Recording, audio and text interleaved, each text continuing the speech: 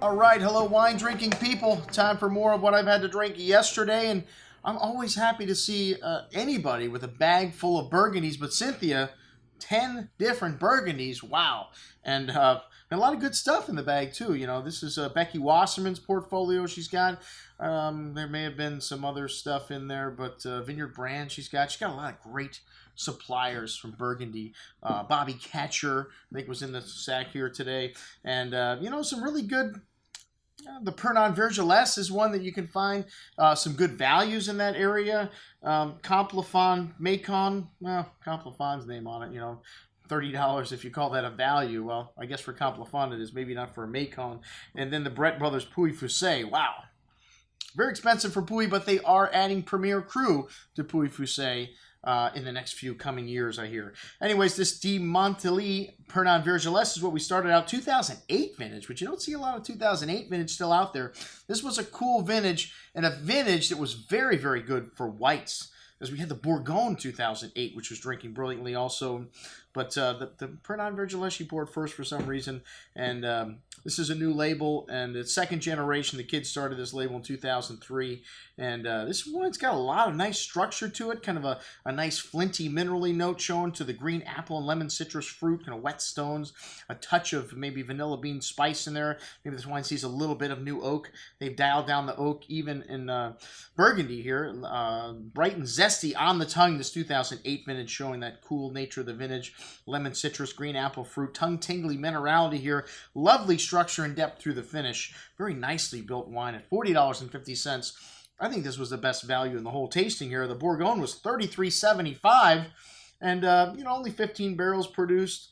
Part new oak, part stainless, and this wine had a similar bouquet, that green apple, lemon citrus, with notes of gravelly, kind of minerally notes, but pretty much simple and straightforward, and not nearly as complex on the finish as the Pernand. So like I said, for a few dollars more, there's no question which I'm trading up to the Pernand every time.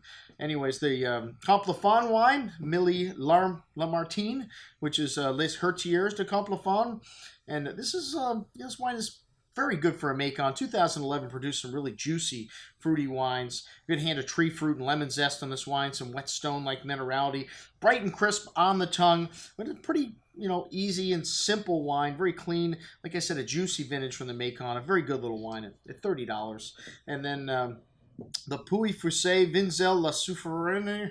I failed French class in high school and college, sorry God. But the Climate here is La Courte's, and this wine they use concrete egg fermenters here. There's two American brothers that created this brand that studied at the University of Paris. This wine's got some nice lemon blossom and quince-like fruit on the nose. Very clean with good concentration here. Rich and fruit-forward wine on the tongue. This 2009 vintage. Very showy here. A solid core of fruit in the middle with a tangy finish.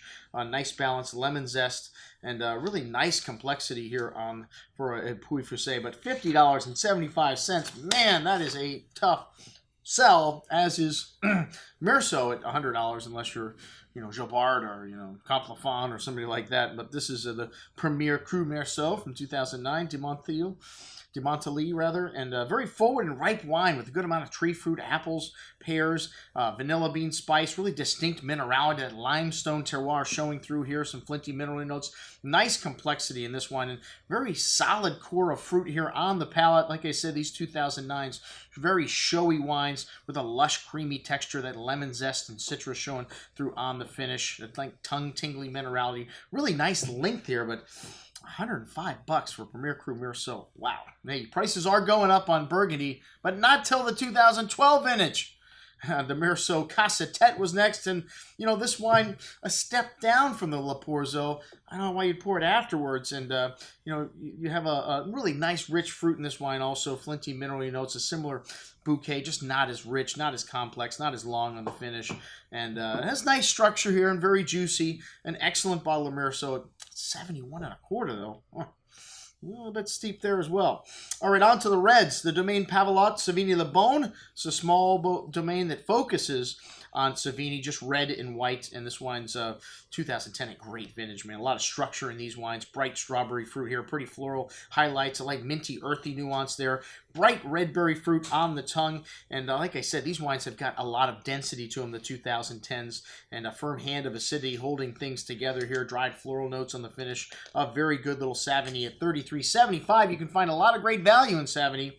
Camille Giroud. This is the Beaune, Les Avalux Premier Cru, and a bit of a smoky kind of bacon aroma here to the tart cherry fruit. Gravelly, minerally notes. Classic Beaune. This wine's got nice structure on the tongue. This 2010, again, the firm hand of acidity. Some tannins here on the finish, that gravelly, minerally nuance, and a lovely silky texture all the way to the end. It's $60. And then the 2009 Albert Moret Beaune Toussaints. And this wine state goes back to 1820. Wow. Anyways, you know, a lot of states in Burgundy go down back a very long way, though. Light red berry fruit, kind of a rustic, earthy quality. This one from Bobby Ketcher, some dried floral notes with exotic spices.